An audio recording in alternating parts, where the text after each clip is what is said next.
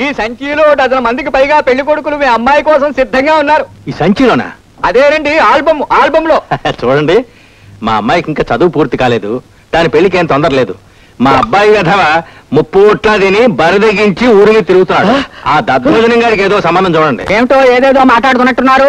మా అత్తగారికి ఏదైనా పెళ్లి సంబంధం చూడమంటున్నాను. ఏమిటో మాట్లాడుతున్నారు.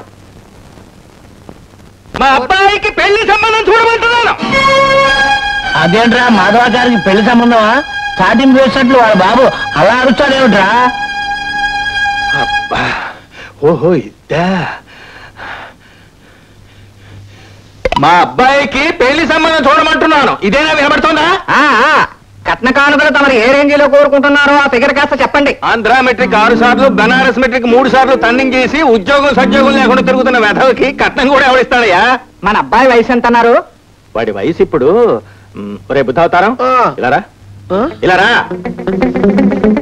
ఇప్పుడు నీ వయసు ఎంతరా? మొన్ననే కదా 22 వచ్చినాయి. ఇంకా నయం, 14 వెళ్ళినాయి అన్నావు కాదు.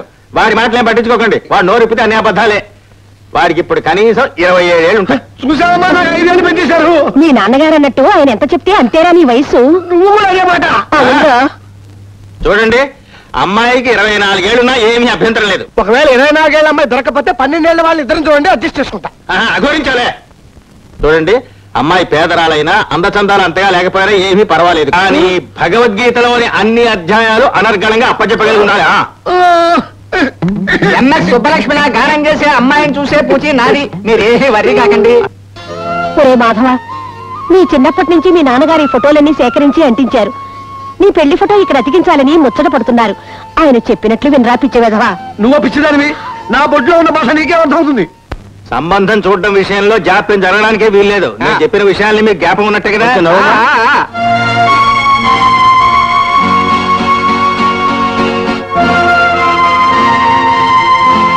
అది గుర్తుంచుకోండి. ఏమండో, మీరు నా శక్తిని శంకిస్తున్నారు. నాకు ఒకసారి ఒక పని పురమాయించారు అంటే దెబ్బకి అది అంతే.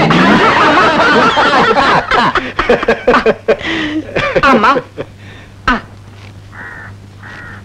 రే అలెగ్జాండర్, ఇలారా. పడిపోయిన పెద్ద మనిషిని చూసి నవ్వడం కాదురా, రేపు మిమ్మల్ని చూసి ఊరంతా నవ్వకుండా జాగ్రత్త పడు. అంటే మా అడ్డగారిదే మగాడు, వాడికే పెళ్లిడి మించిపోతోందని కంగారు పడి సంబంధాలు చూస్తున్నాను.